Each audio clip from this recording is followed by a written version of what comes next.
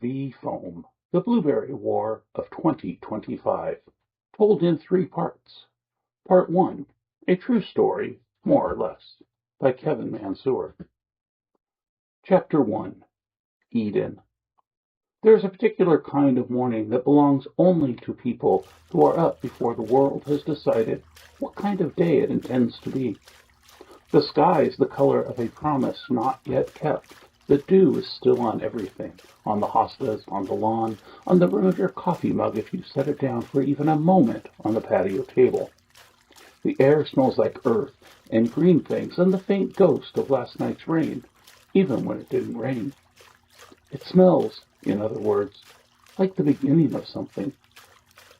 I am always up for these mornings, in the winter at my keyboard, in the spring in my sanctuary.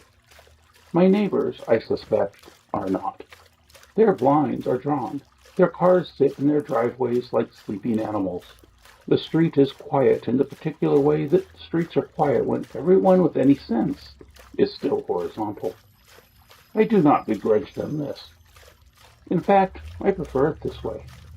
I simply know something they do not. The garden is different at this hour. It belongs to you. I take my coffee black with a dash of C8 oil because I am a man who has made certain commitments to himself. And I push open the back door and step into what I can only describe as my actual life. Not the other life. Not the emails and the orders and the deadlines and the list of things that needed doing before the other things could get done. This life. The one with soil under my fingernails and a water feature that makes it sound like the world exhaling. Clug, clug, clug. That sound. If I could bottle that sound and sell it, I would retire a wealthy man. It is the sound of the small pump in a concrete tree stump water feature. Nothing elaborate, nothing from a magazine. Just a stump and a pump and a little recirculating magic that had somehow become the heartbeat of the whole backyard. You stopped noticing it after a while, the way you stopped noticing your own heartbeat. But if it ever went quiet, you'd notice that immediately. My heart did that once. I noticed. The gnomes are already at their posts. I should explain the gnomes. Every garden has a personality, and every gardener, whether they admit it or not, participates in the construction of that personality. Mine has evolved. Since we bought the new house with a mud patch in back 2 years before, into something that could be best described as whimsical with structural integrity. There are raised beds and precise pH testing, and a fertilization schedule loosely memorized in my head. There is a partially hidden gnome in the blueberry bushes who appears to be either sleeping or plotting. There is another in the strawberry patch whose expression, depending on the light and your mood, ranges from cheerful to vaguely threatening, like a smiling clown. His head is, in fact, a strawberry. There are more, maybe 2 dozen, all frozen in the daylight, waiting for the night to do their chores. They have been arriving for years. Some were gifts, but to be honest, mostly rescues from abusive stores that kept them in sterile environment without dirt and plants, devoid of life. I mean, I couldn't just leave them there. They kept watch. That was their job. They were, I believed, good at it. And if the task was too much for them, a dragon sits near the raised bed to help out. I moved through the garden the way I always do in the early morning, slowly, with my life-giving coffee, making my rounds. This is not inefficiency. This is intelligence gathering.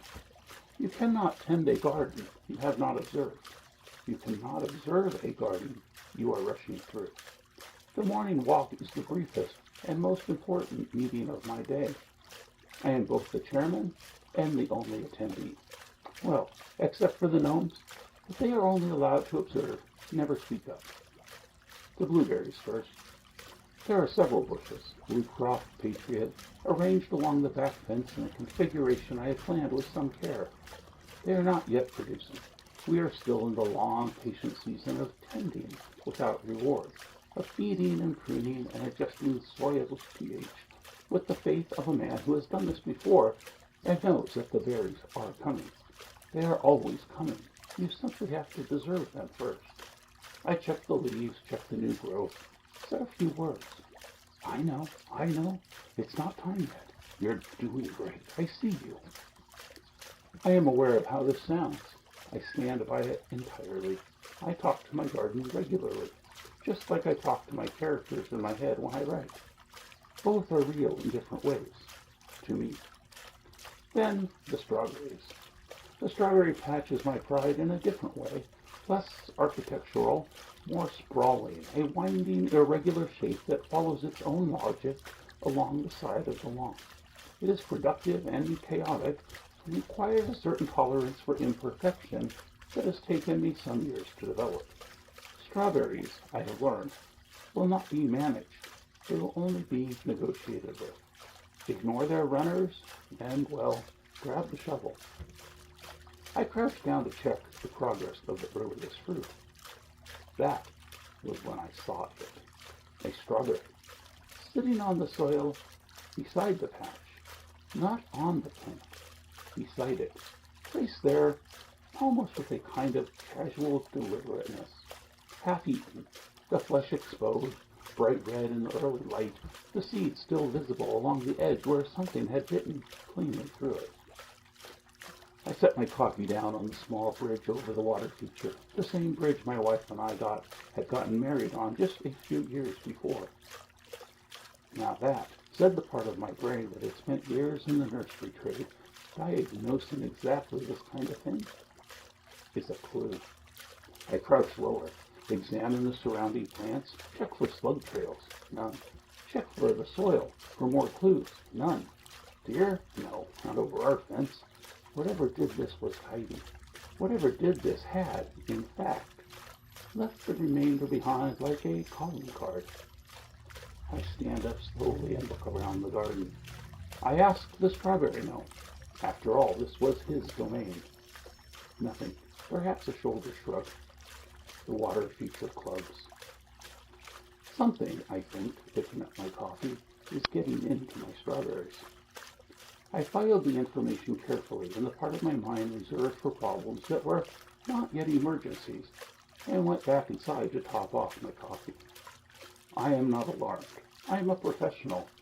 I have skills. Score, Mystery Garden Invader 1, me 0. The next morning was the same sky, the same dew, the same ritual. I pushed open the back door, coffee in hand, and stepped into the garden. The gnomes were at their posts. The water feature was clean. And there, in the strawberry patch, bold as original sin and twice as unrepentant, was a new face. 2 black eyes staring at me. A robin. Not a large bird, not objectively a threatening bird. Burnt orange chest, dark back, bright eyes. The general bearing of a creature who has never once in its life considered the possibility that it might be unwelcome somewhere. It had a strawberry in its beak. My strawberry. Our eyes met across the garden. Neither of us moved. The morning held its breath. The water feature clubbed once softly and faded into the background as the spaghetti western music whistled in my head. I looked at the robin. The robin looked at me. The strawberry, to its credit, said nothing. In that long, still, dew-soaked moment, something passed between us. Some current of mutual recognition. Some wordless agreement about what this was and what it was going to become. I took a slow sip of my coffee.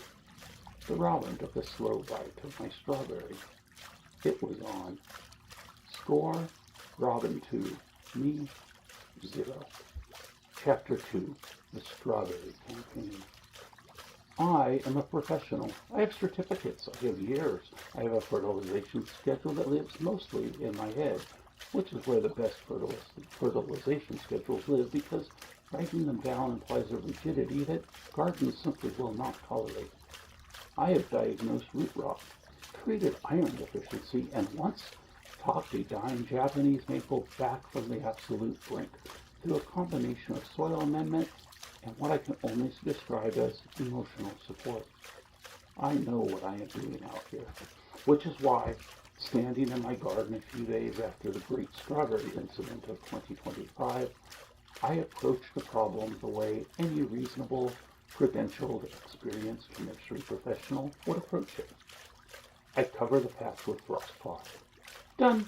Problem solved for under $20. Good morning. I am aware, says the part of my brain that will not stop editorializing, that this is the gardening equivalent of putting a sign on your sandwich in the office refrigerator. But the other part of my brain, the professional part, the certified part, tells that part to be quiet. The frost cloth is a physical barrier. The frost cloth is a proven deterrent. The frost cloth is the solution. The robin, it turns out, has his own opinions about frost cloth. Not about the cloth itself.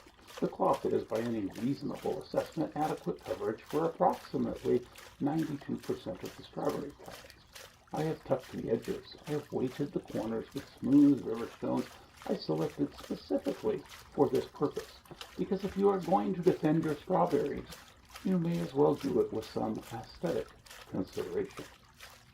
But the strawberry patch, as I have mentioned, is an irregular shape, winding, organic, following its own logic along the side of the lawn in the way that strawberries do when you have given them a few seasons to express themselves and not been aggressive enough with the runners, which I am not, which I stand by.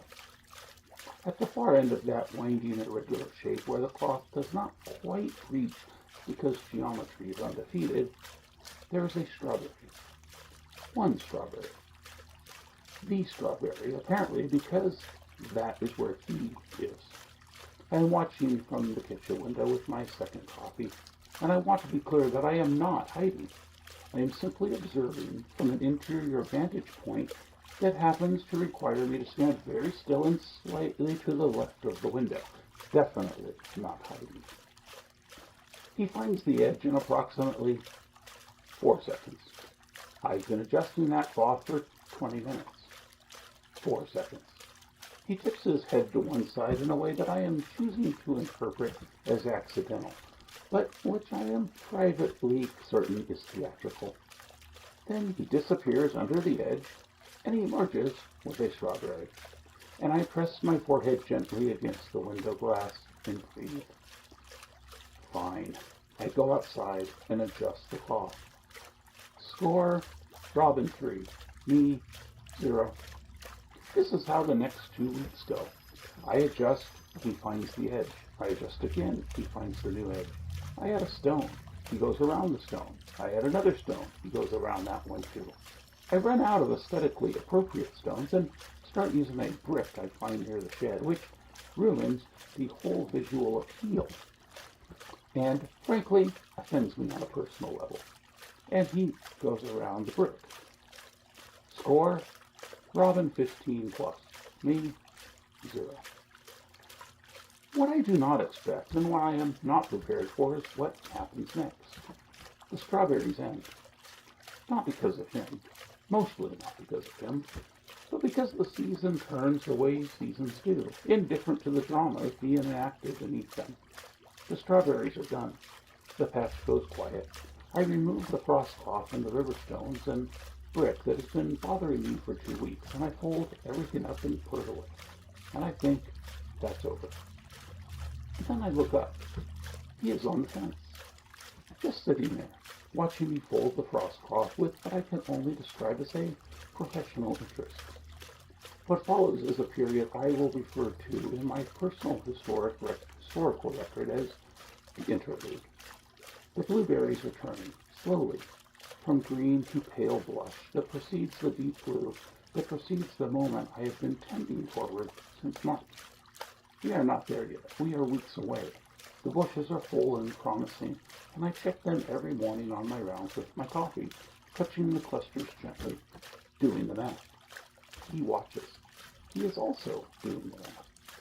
He's in the garden every day now, not always at the strawberry patch or blueberry bushes, sometimes at the water feature, which he has apparently decided is his personal spot, sometimes on the fence in the spot which has become his spot, in the way that certain chairs in certain houses become certain people's chairs, and everyone just accepts it. Sometimes in the blueberry bushes, sometimes talking to them. I know it's not time yet. You're doing great, I see you. Wait, did he just quote me? He's not eating, just visiting, perching on a branch and tipping his head and looking at the clusters, which, with an expression I recognize because I wear it myself every morning. Not yet, that expression says, but soon. I stand at the kitchen window with my coffee. He sits in my blueberry bush. We are, I realize with a feeling I cannot quite name, on the same schedule. The morning I walk out and find him actually in the bush. Actually among the berries, my blood pressure does a thing that my doctor has asked on multiple occasions with increasing specificity not to let it do. He looks at me from inside the bush. The berries are not quite ready, still a touch too light. Another few days, maybe a week. He knows this too. He is not eating. He is auditing. He hops to a slightly higher branch, tilts his head, and looks at the cluster nearest to him with the focused attention of a man reviewing a spreadsheet he has already memorized. Then he looks at me. I see you, that look says. I see all of this. I have plans. I pick up my coffee, walk back to the patio, shaking my head. Oh no, I think, with the quiet dread of a general who has just understood the battlefield for the first time. No. The blueberry campaign is coming, and I am not ready. Score, Robin 15 plus, me 0. Blood pressure, rising. Chapter 3, Escalating Force. I am not a man who gives up easily. The blueberries are dark. Not all of them, some of them. I give them the pickle test. Nothing false. But enough of them are dark that the morning audit has shifted from soon to days. And the particular anticipation that lives in a gardener's chest in that final stretch before harvest is humming at a frequency I feel in my back teeth. He feels it too. Phase 1 begins the way all reasonable military operations begin, with lumber. I construct individual frames around each blueberry bush, wood, netting, the whole architecture of a man who has thought this through and is confident in the solution. It takes most of a Saturday morning. I measure, I cut, I staple. I step back and look at what I have built and feel the specific satisfaction of a problem that has been solved by a person with a plan. By Sunday morning, he is inside the cage. I have built him a dining room. I dismantle the cages on a Tuesday with the quiet dignity of a man who is not absolutely defeated and is simply choosing a different strategy. Score, Robin 24, me 0, lumber wasted. Phase 2 arrives in a small cardboard box from the internet. Net bags, individual mesh bags designed to slip over each bush. They work. I want to sit with that for a moment because it does not happen often in this story. They work. He lands on the fence the next morning and finds every bush wrapped. He hops from branch to branch with increasing irritation, pecking at the mesh, finding no purchase, finding no entry. I watch from the patio with my coffee and feel something I have almost forgotten. Victory. Score, Robin 24, me 1. Dignity partially restored. Except the bags are dense. Good dense, protective dense, but dense enough that on overcast days the berries are not getting their full sun, and berries that do not get their full sun do not reach their full sweetness. And berries that do not reach their full sweetness are berries that have been protected but not fully realized, and that is not acceptable to me on a philosophical level. So on sunny mornings, I remove the bags. He is in the bush before I am back through the patio door. How? Score, Robin 31, me 1. Weather complicit. It is during one of these sunny morning excursions that the Nerf guns enter the story. The guns were purchased for my granddaughter and me. That is the truth, and I stand behind it fully. What happened next was simply a matter of resource allocation in a time of need. There are two of them. One lives on the patio table, one lives next to the raised bed. Both are loaded. My wife did not ask about the guns. I have not explained the guns.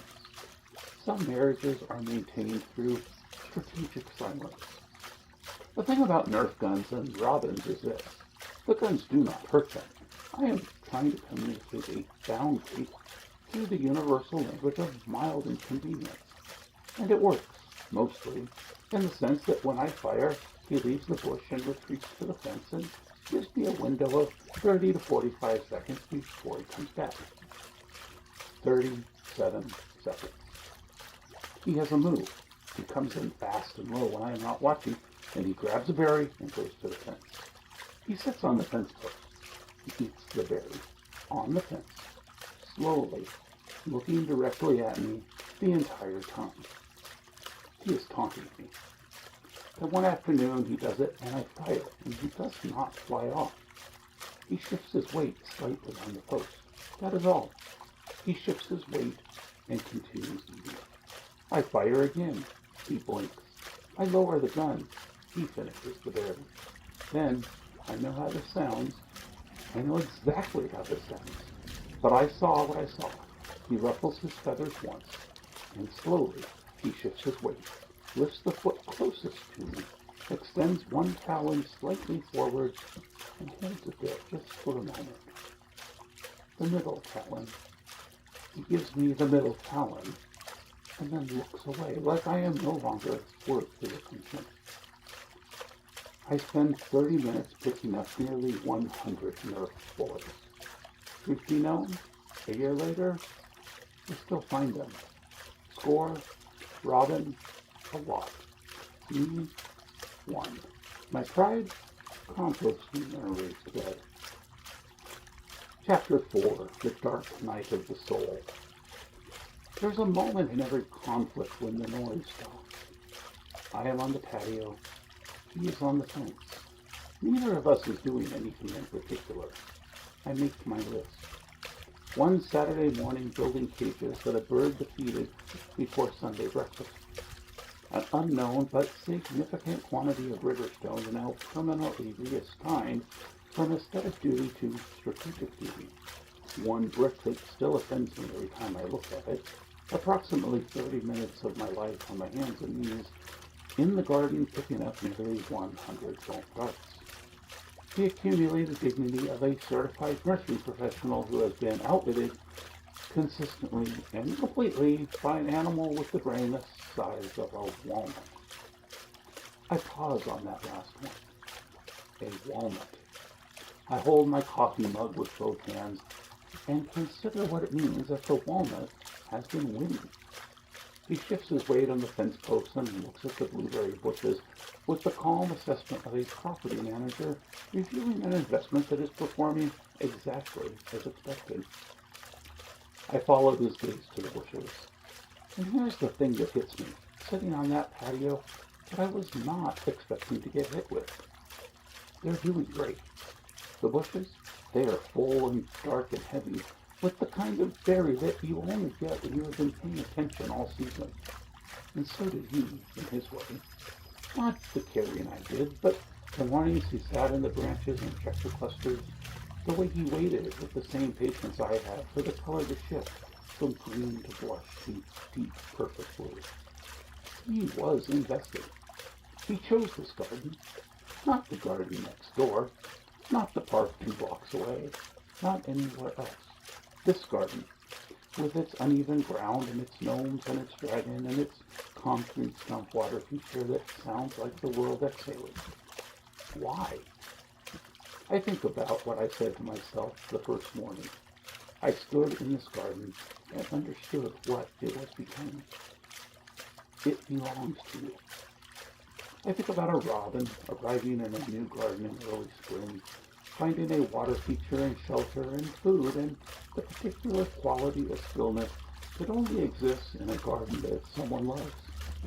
Finding, in other words, a sanctuary. The same thing I found. I have been thinking of this as an invasion. But here is the question I have been avoiding. Who was here first? Not me, not in any way that matters to a robin. I arrived 2 years ago with my raised bed plans and my pH meter and my gnomes rescued from abusive stores.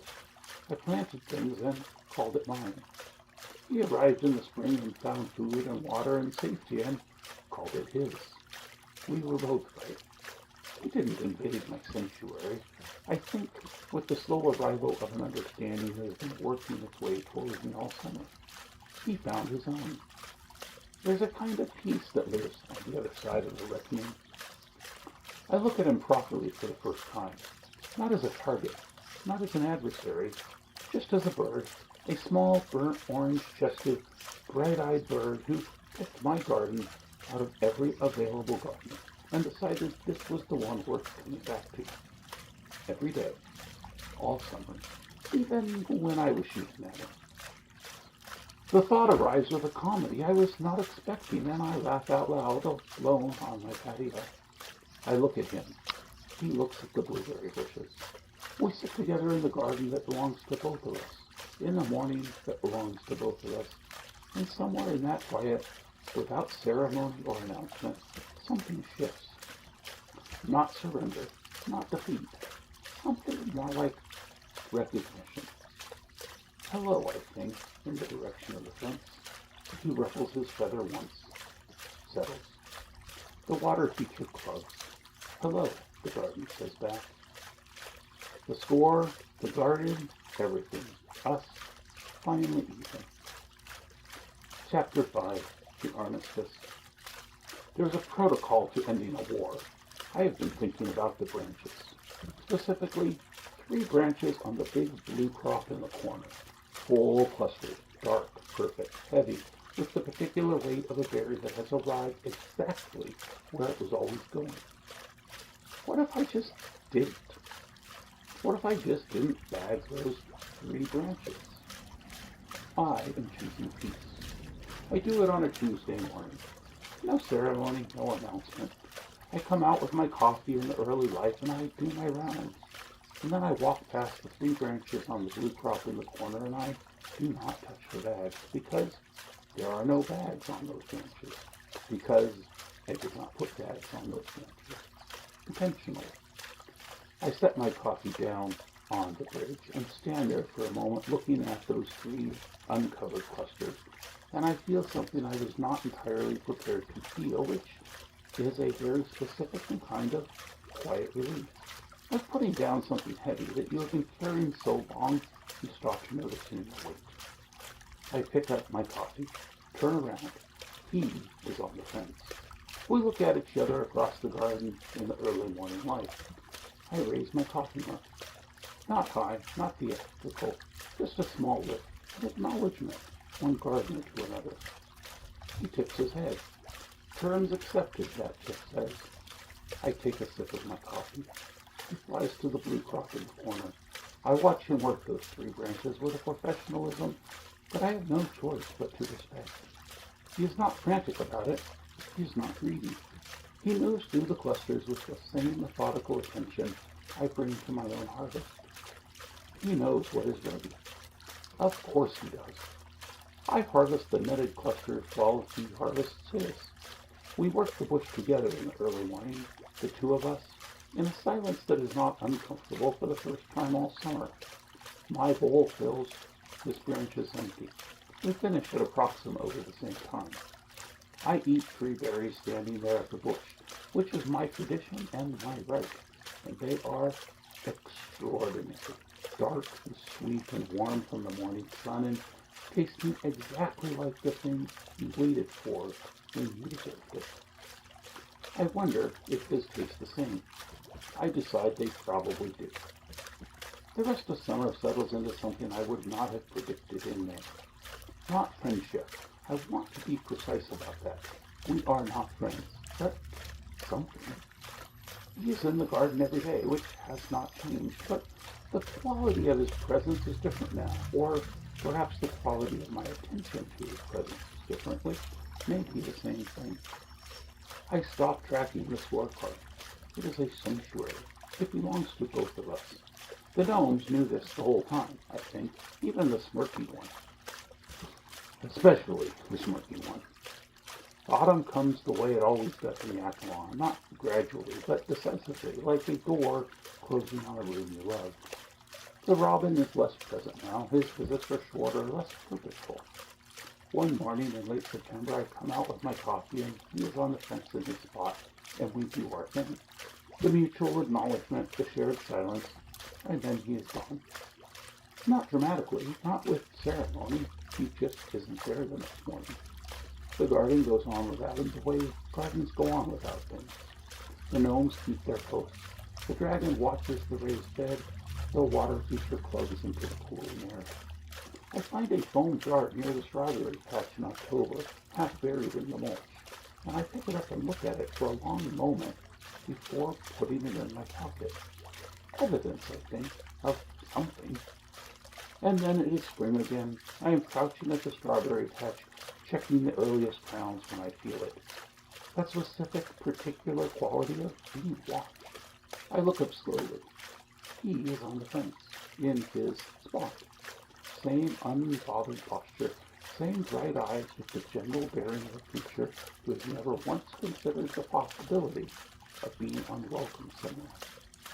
We look at each other across the garden in the early morning light. You're back, I think. He tips his head. Obviously, Netflix says. I look at the strawberry patch, look at the fence, look at him. I stand up slowly, coffee in hand, and go back inside and come back out and put the Nerf gun on the patio table, just in case. Then I go back inside and come back out again with a second mug, and I set it on the fridge next to mine, filled with water pointed at the fence. Which is insane, and I know it is insane, and I do it anyway because this is my garden, and I am allowed to be insane in it if I want to. The water feature club. The gnomes are at their post. The dragon keeps watch. He is on the fence. I am on the patio.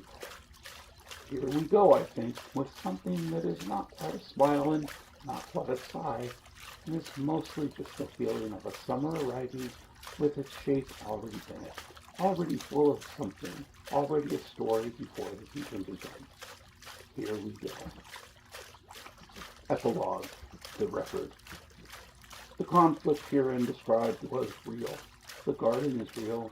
The gnomes are real, all 24 of them, and they have opinions about everything that happened, and have chosen wisely to keep those opinions to themselves. The robin is real. He returned this spring. He was on the fence in late February in what has been a very early spring here in Yakima in 2026. He was in his spot, with the posture of a creature who has never doubted his welcome anywhere. The scorecard on the fence is real. I have not counted the notches. I do not intend to. 3 branches on the big blue crop in the corner will remain unnetted. This is not weakness or defeat. This is diplomacy. And the middle talon, well, the Nerf gun is on the patio table, loaded. It will stay there. Some wars don't end. They just find their terms. The water feature clugs. Court adjourned.